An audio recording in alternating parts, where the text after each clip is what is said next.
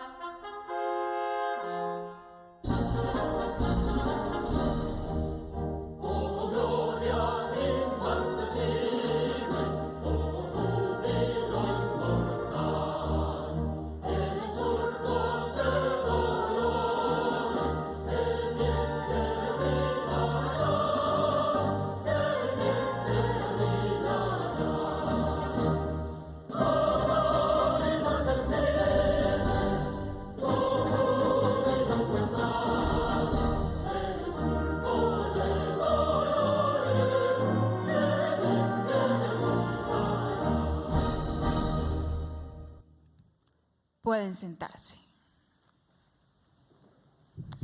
Lectura de los decretos. Mediante el decreto se nombra a partir de la fecha en propiedad al señor Luis Eduardo Mesa Nieves en el cargo de consejero de Estado de la sesión segunda del Consejo de Estado. Mediante decreto se nombra a partir de la fecha en propiedad al señor Fernando Alexei Pardo Flores en el cargo de consejero de Estado de la sesión tercera del Consejo de Estado. Mediante decreto se nombra a partir de la fecha en propiedad al señor John Jairo Morales Alzate como consejero de Estado de la Sala de Consulta y Servicio Civil del Consejo de Estado. Toma del juramento. Toma el juramento el señor Presidente de la República de Colombia, Gustavo Petro Urrego.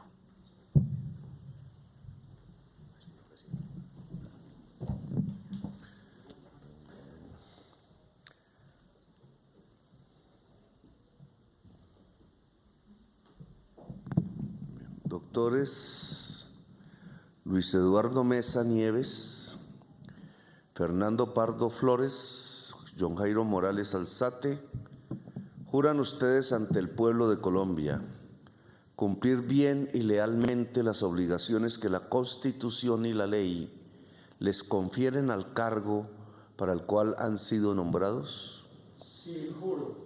Si así lo hicieran, el pueblo de Colombia se los premie, y si no, él se los demande. Firma del acta de posesión en su orden. Firma el señor Luis Eduardo Mesa Nieves en el cargo de consejero de Estado de la sesión segunda del Consejo de Estado.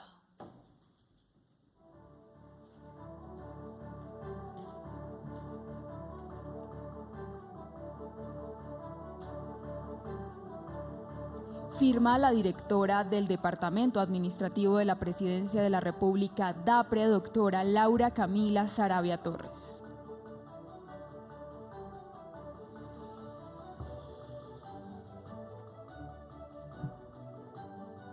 Y firma el señor presidente de la República de Colombia, Gustavo Petro Urrico. Firma el acta de posesión, firma el señor Fernando Alexei Pardo Flores, quien ha tomado posesión en el cargo de consejero de Estado de la sesión tercera del Consejo de Estado.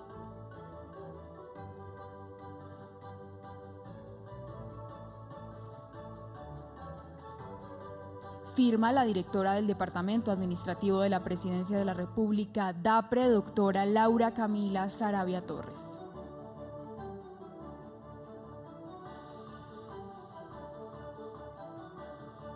Y firma el señor presidente de la República, Gustavo Petro Urrico. A continuación, firma John Jairo Morales Alzate como consejero de Estado de la Sala de Consulta y Servicio Civil del Consejo de Estado.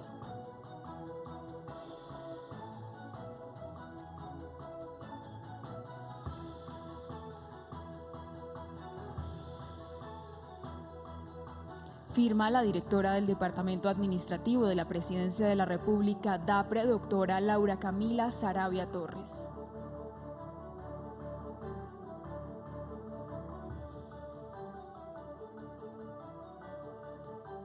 Y firma el señor presidente de la República de Colombia, Gustavo Petro Urrico. Un fuerte aplauso para los posesionados.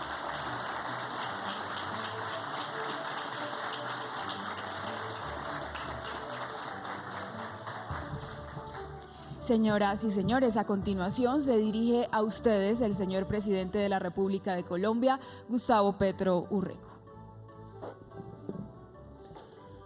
Magistrado del Consejo de Estado Luis Eduardo Mesa Nieves, su esposa Adriana, sus hijos David y Valentina. Magistrado del Consejo de Estado Fernando Alexei Pardo Flores, su esposa Juanita y sus hijos Juan y Camila. Magistrado del Consejo de Estado John Jairo Morales Alzate, su esposa Diana, sus hijas María Alejandra y María José. Señores embajadores, jefes de misiones diplomáticas acreditadas en Colombia, presidentes de las altas cortes, presidente del Consejo de Estado Milton Fernando Chávez García, presidente del Consejo Superior de la Judicatura Diana Alexandra Remolina Botía, presidente de Comisión Nacional de Disciplina Judicial Alfonso Cajiao Cabrera, contralor. No hemos hecho una reunión de todos estos presidentes porque han cambiado. Sería bueno ahora pensar una reunión conjunta con el gobierno para tratar los temas generales de la justicia. Contralor General de la República Carlos Mario Zuluaga Pardo, Defensor del Pueblo Carlos Ernesto Camargo Asís. Saludo a las distinguidas familias y amigos de los consejeros de Estado posesionados, señoras y señores consejeros de Estado, magistrados y funcionarios de las altas cortes, directora, ministro y funcionarios del Gobierno Nacional, medios de comunicación y en general a todos los asistentes que nos acompañan el día de hoy. El Consejo de Estado como entidad, como parte del Poder Judicial en sus funciones de contener el poder. Contener el poder es, desde el punto de vista liberal, casi que un principio. Se afincaba antaño en la defensa del individuo, bajo los principios genuinos del liberalismo del siglo XIX, del siglo XVIII. Pero cada vez más adquiere dimensiones más interesantes, en mi opinión, sin que se anulen las de la defensa del individuo, los derechos humanos de la persona, que deben seguir incólumes, pero abarca los escenarios de la crisis de la humanidad en tiempos contemporáneos, que van más allá de la percepción individual y que tienen que ver cada vez más con la defensa de la sociedad, por tanto de lo público, y la defensa de la naturaleza, por tanto, de la vida. Es una especie de, no digo transgresión porque no lo es, pero sí de trascendencia, que de lo individual vamos pasando hacia la vida misma, porque toca defenderla. Quizás el conflicto político fundamental en los tiempos de hoy en todo el planeta es el de la defensa de la vida.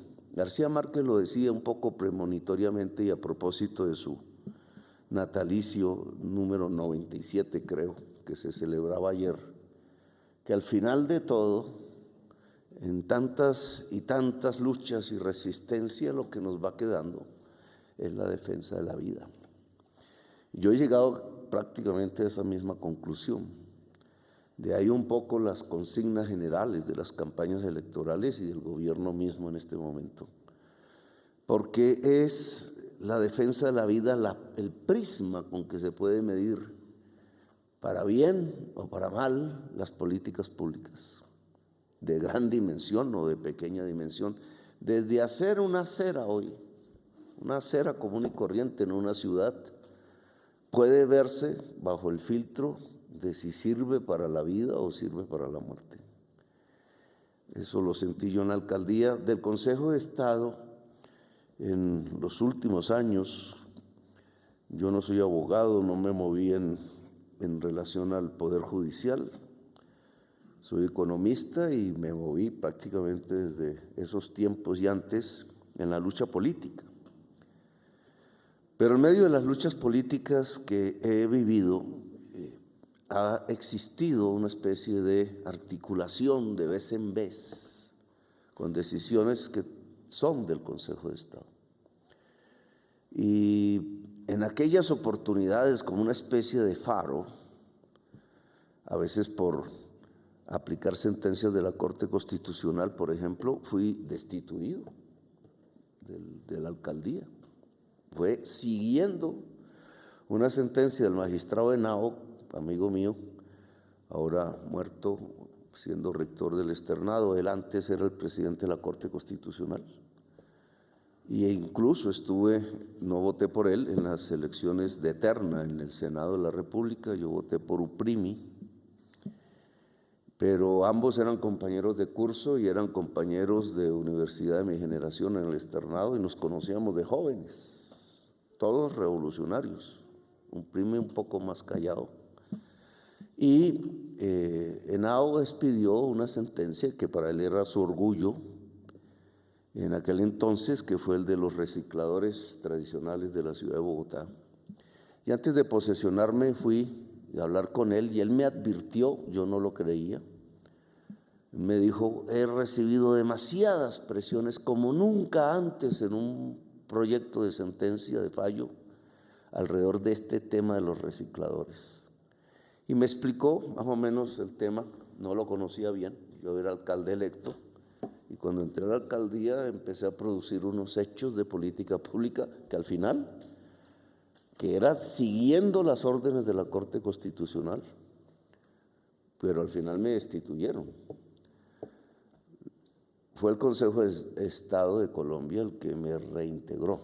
Y entonces aquí quisiera hacer un análisis de algunos de esos momentos en donde a través de luchas que hemos librado se ha articulado el Consejo de Estado a través de sus sentencias y sin quererlo.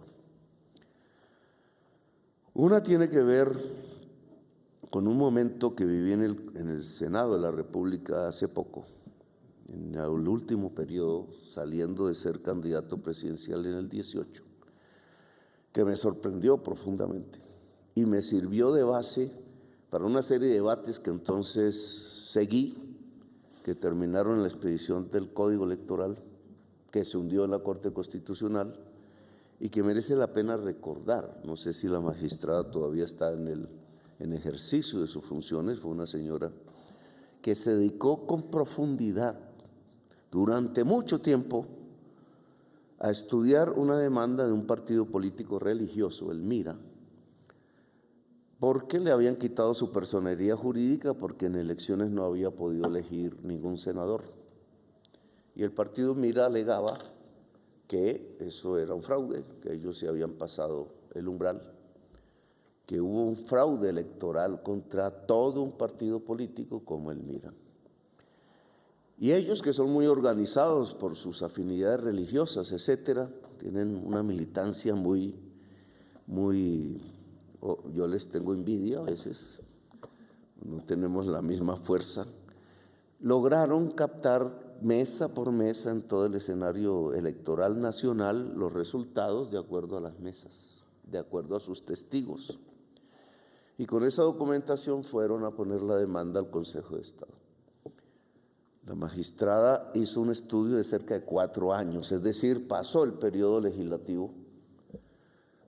El MIRA propiamente no se benefició porque restituyeron sus senadores, pero sí el país, que en esto es más importante aún, porque esa investigación del Consejo de Estado que hizo sentencia a partir de allí y dio unas órdenes, esa investigación que duró más de 4 años y que copó habitaciones enteras de papeles en el proceso investigativo, según nos contaba la magistrada, esa investigación llegó a unas conclusiones, de las cuales el país no ha tomado nota completa.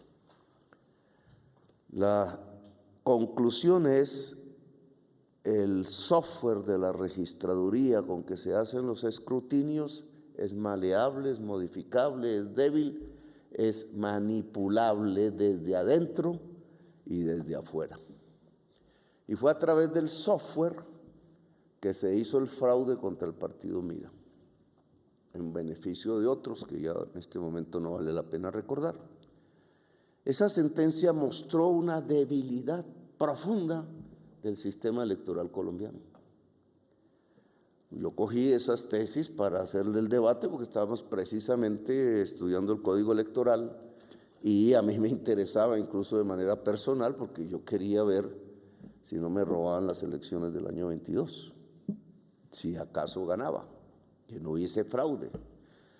Allí, durante 4 años, el Senado de la República, mayoritariamente a favor de la sentencia, la verdad sea dicha, discutió la pertinencia del cambio del software como pedía el Consejo de Estado, la necesidad de auditorías reales, no formales, no mentirosas, con expertos para verificar que el software no tuviera algoritmos alterados o alterables. Y esta es la fecha en que eso no ha sucedido. El Código Electoral, que trató algunos temas, se cayó en la Corte Constitucional por vicios de forma, y el nuevo plantea, es un camino, no voy a criticarlo porque está en discusión jurídica, pero no plantea el camino de la sentencia del Consejo de Estado. Y entonces alumbra un aviso del Consejo de Estado dado en esa época que no ha sido acatado. Tenemos una enorme vulnerabilidad en nuestro sistema electoral que es proclive al fraude y por tanto un enorme peligro de la democracia. Esa fue una luz hecha obviamente con trabajo, con esfuerzo, con horas de dedicación que se irradió del Consejo de Estado, pero que sería bueno reexaminar como todas las sentencias de todas las cortes. Alguna vez yo tenía el sueño de leérmelas, pero eso es un imposible, por lo menos para mí. Al revés de lo que dice mi compañero de planeación, yo sí soy economista y me gustan las matemáticas y entonces ahí encuentro dificultades en relación a este tipo de temas. Pero ese faro que anunció el Consejo de Estado yo creo que hay que alumbrarlo, ponerlo en la discusión y en el debate público. Después, otra de las sentencias tuvo que ver conmigo,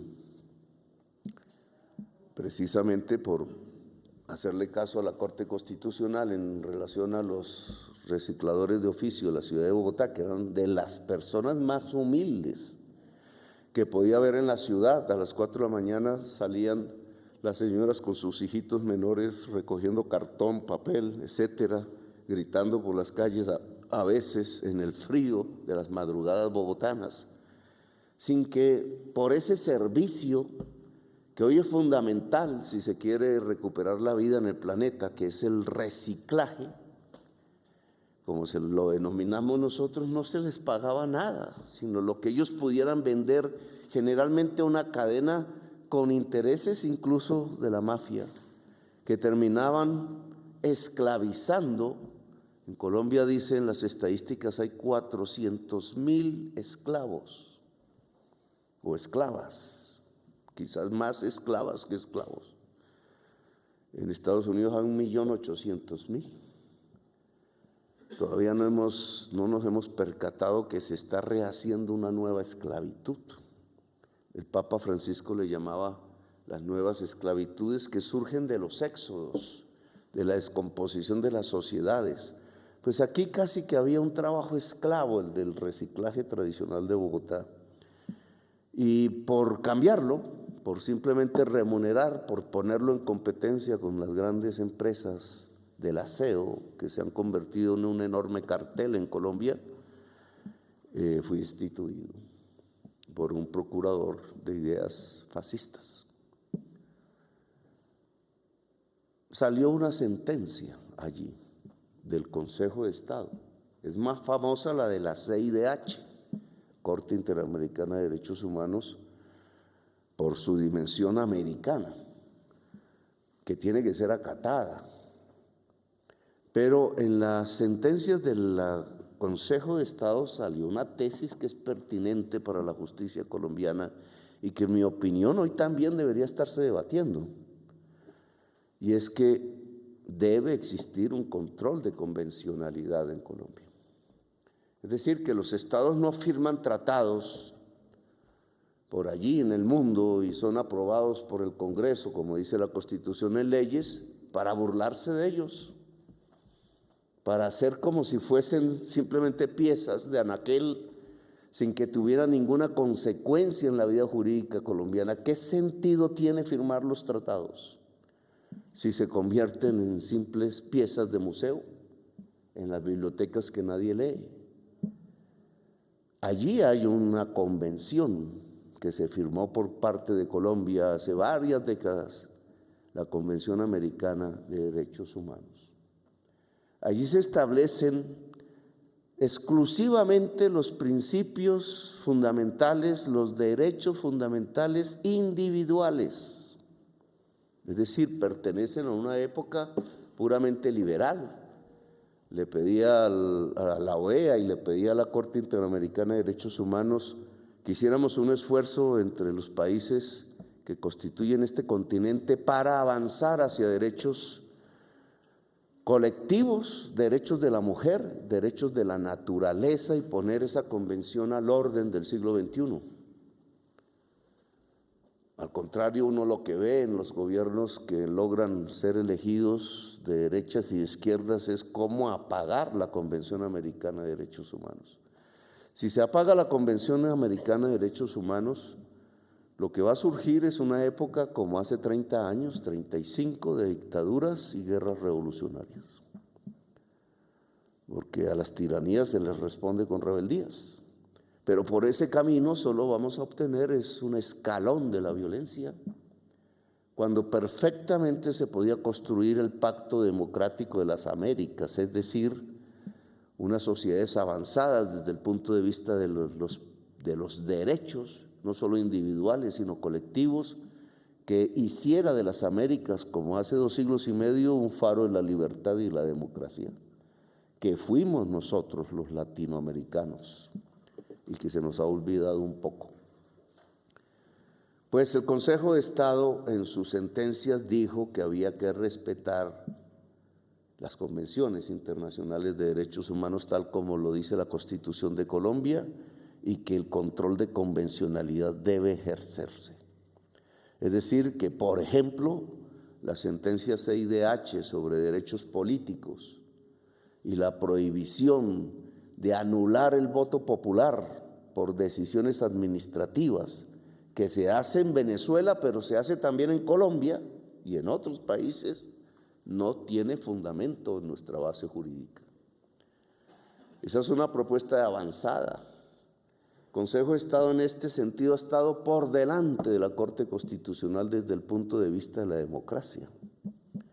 Aún muchos jueces no tienen la certeza de que pueden aplicar en sus juicios las convenciones internacionales de derechos humanos y van quedando como papel, y muchísimos colombianos y colombianas tienen que sufrir la violación de sus propios derechos, no solo los políticos, sino muchos otros, pero los derechos políticos, subrayo, el derecho a elegir y ser elegido, el derecho a participar en el Estado, son derechos humanos fundamentales. El Consejo de Estado dio esa lección, aún está en debate. Aún hay órganos administrativos que creen que pueden anular y anulan derechos políticos en Colombia. Y aún se pone en cuestión la convencionalidad, es decir, la firma del Estado colombiano ante la humanidad ratificada por el Congreso de Colombia a través de la ley. Y estas son sentencias que nos han inspirado, que yo quiero aquí comentar, porque surgieron precisamente en la instancia en la cual ustedes ahora van a ser parte, el Consejo de Estado en sus diferentes salas. Solo me gustaría señalar una última que va a volverse famosa, ojalá, dentro de unos días, que es la de los toros. Cuando se habla del toro siempre aparece aquí una enorme discusión, pensando exclusivamente en el toro y en la faena taurina. O sea, cómo un ser humano puede matar con el aplauso de la gente diciendo que eso es arte, un toro. Hay gente que le gusta eso, mucha gente no le gusta eso, pero el problema central no es el problema del negocio de las faenas taurinas y el papel del toro en el divertimiento de los herederos de los latinos romanos en América Latina, sino el papel de la naturaleza, el papel de la vida.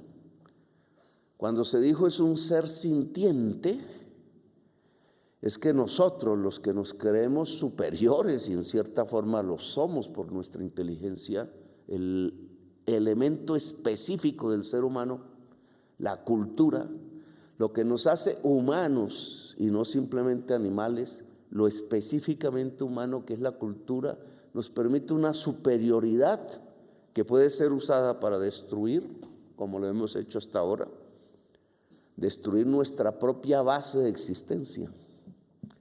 Porque es que matando al animal, matando la naturaleza, depredando como lo hemos hecho, ocasionando el cambio químico de la atmósfera, quien se está poniendo en riesgo de morir no es simplemente el toro, sino el ser humano, el torero. Estamos a punto de morir. Eso dice la ciencia. Toda la especie humana, a partir de la acción que a través de un modo histórico de economía y de producción produce sobre su entorno vital y sobre su entorno químico. La sentencia que ustedes expidieron, que se aplica exclusivamente al toro, toca irradiarla a lo que es el toro y lo demás, lo viviente. Lo viviente está en cuestión. Lo viviente está a punto de perecer. Ese a punto no es mañana, en los tiempos humanos. Ese a punto es en los tiempos incluso históricos, en los tiempos de la naturaleza. Estamos a punto de vivir la sexta extinción de la vida en el planeta Tierra. Y casi por las mismas razones de las 5 extinciones anteriores, que todas fueron por razones climáticas. Nosotros estamos empezando a vivirlas, aún no reconocemos, aún uno puede ver mucha gente ignorando el problema de este cielo azul, hermoso, pero que trae unas consecuencias, no por culpa del sol, no por culpa del cielo, por culpa de lo que le hicimos al aire que nos rodea. Que al llenarlo de CO2 se llenó de calor el planeta y al llenarse de calor cambió el ciclo del agua y al cambiar el ciclo del agua se puso en peligro el ciclo de la vida. La ciencia nos da 2 siglos a los humanos, pero a los seres marinos les da 60 años y ya pasaron 15 desde esa vez. y a los demás seres les da 50, 70 años. ¿Cuánto le da la ciencia a Colombia? Me pregunté alguna vez, y hay un estudio, como todo estudio científico, pues puede ser controvertible, pero el estudio científico coge las conclusiones y el modelo de cambio y de crisis climática ante escenarios diferentes de temperatura del panel de expertos de Naciones Unidas, que son 4.000 científicos del mundo, y lo adapta al problema de las migraciones. Y coloca unos escenarios para el 2070 que estuve leyendo. 2070 está en el tiempo histórico, está en el tiempo vital de nuestros hijos. Algunos aquí incluso podrán estar en ese año vivos. En el 2070, dice el estudio, Colombia no tendrá población humana. Mire la radicalidad del estudio. Colombia será inhabitable. Nuestro paraíso, del que deberíamos sentirnos orgullosos, porque casi que no hay un lugar tan bonito en el planeta como este, en el que vivimos, no podrá ser habitable simplemente por el crecimiento de la temperatura, porque los páramos se mueren y al morirse no hay agua, porque la selva se quema y al morirse no hay ríos voladores que lleguen a los páramos, y porque si no hay agua y esto se vuelve desierto, pues nosotros no podemos estar. No es que los colombianos y las colombianas mueran, sino que se irán hacia donde está el agua, como la humanidad ha hecho durante centenares de miles de millones de años. Se irán hacia donde está el agua, que quedará en el norte, no aquí. Si no cambiamos las circunstancias planetarias de transformación de la atmósfera a partir de la economía de mercado llamado capitalismo. Y alguien me dirá, uy, ya salió el socialista. No, eso dice la ciencia. El socialismo también haría lo mismo si hubiera existido la Unión Soviética en estos tiempos. Y en esa medida, ¿qué hacer desde el Poder Judicial? Le dije a la Corte Constitucional hace poco, un día que me invitaron a Girardot a hablar de estos temas, en un cumpleaños que tenían, no recuerdo bien qué era lo que se festejaba. Y allí escuché el discurso de su presidenta, que fue hermosísimo. Yo casi me paro a aplaudir porque era... Pero del discurso al hecho, que en el caso judicial son los fallos y las sentencias, ¿somos coherentes? Yo he tenido que ver el tema de La Guajira, por ejemplo. Hay una sentencia de la Corte Constitucional que nos obliga desde hace varias sentencias, desde hace varios años, porque hay un estado inconstitucional de cosas, dice la sentencia en La Guajira, y es absolutamente cierto. Pueblos antiquísimos, ancestrales, los guayú, y un estrés hídrico indudable y una quiebra de los equilibrios débiles que existían en la región entre el agua y el ser humano, el agua líquida, dulce y el ser humano. ¿Qué pasó en esa región? Que por decisiones políticas del poder y del poder económico se prefirió que el agua fuera usada por el carbón, para sacar carbón, que por los seres humanos. Y se secaron 17 afluentes de ríos. Ese es un trabajo que hizo la Corte Constitucional muy bien hecho, no voy a repetirlo. Pero el hecho final es que regiones enteras se quedaron sin agua y el resultado es miles de niños que han muerto, dicen que por desnutrición, pero es una palabra que oculta la causa real por la mala calidad del agua. Miles. Y ese es un estado inconstitucional de cosas. Nos asusta Gaza, a mí me petrifica, pero es que aquí han acontecido unas Gazas en nuestra propia sociedad. Miles de jóvenes fusilados, miles de niños que mueren de sed sin necesidad, solo porque fue primero el poder económico, fue primero el carbón que la vida, primero el carbón que la vida. Si esto lo dijera en el Vaticano, o en Alemania, o en Washington, o en Pekín, o en Sudáfrica, Dirían, ¿cómo? ¿Cómo es que en Colombia todavía alguien puede decir que está primero el carbón que la vida? Si ya toda la humanidad hoy es relativamente consciente de que hay que poner la vida por encima del carbón. Es más, que para que haya vida no puede haber carbón en nuestra economía. No puede haberlo, porque es lo que, usado económicamente, cambia la química de la atmósfera. Pero nosotros aún insistimos que el carbón está por encima de la vida. No voy a criticar ahora sentencias, no es mi caso.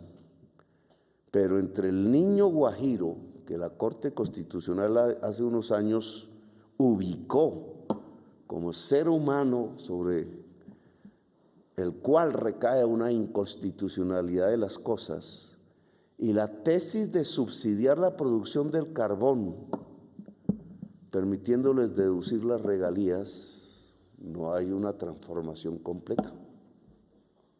Subsidiar al carbón y alejar al niño del agua,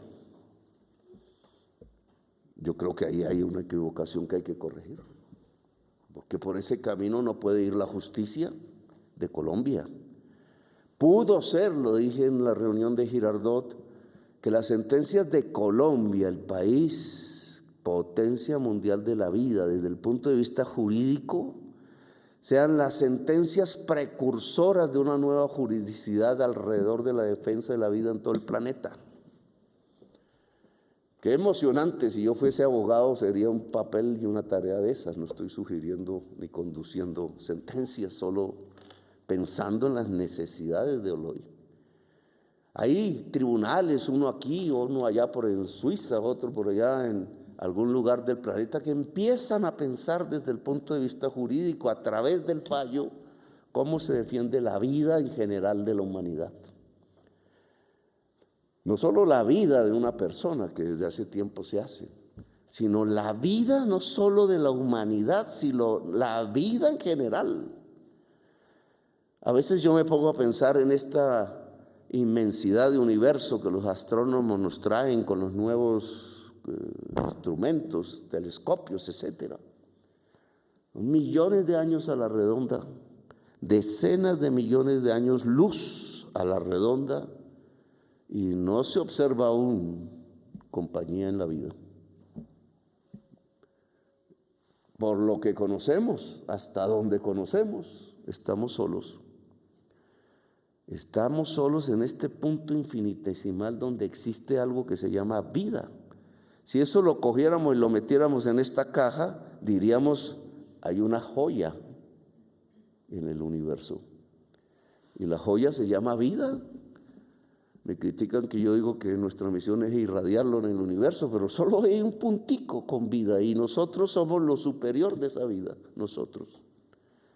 Y entonces desde el punto de vista jurídico, sabiendo que nosotros mismos hemos desencadenado el proceso para eliminar esa joya del universo y quede solo hasta donde conocemos un inmenso espacio gélido, vacío, de vida, ¿no sería clave desde el punto de vista de lo jurídico construir los nuevos conceptos? La nueva realidad jurídica que permita defender la vida en el planeta, comenzando por Colombia. Esa me parece una tarea que sería enorme y que me gustaría que ustedes, magistrados que ahora se posesionen, nos ayudaran a hacer. Cómo desde esos libros, tomos, textos, todo lo que se estudia en la universidad, el pasado, los juristas de antaño y los nuevos y los que se pueden leer hoy y los filósofos y filósofas de hoy, podríamos acercarnos a una nueva realidad jurídica que ya no es la defensa del individuo solamente, no es la defensa de los derechos colectivos solamente, no es la defensa de la mujer que se acerca, pero no solamente, sino la defensa de la vida en el universo. Bueno, gracias por haberme escuchado, muy amables.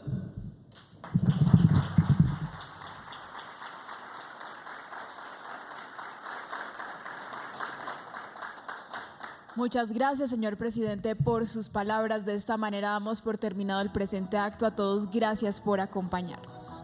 A continuación, la foto oficial.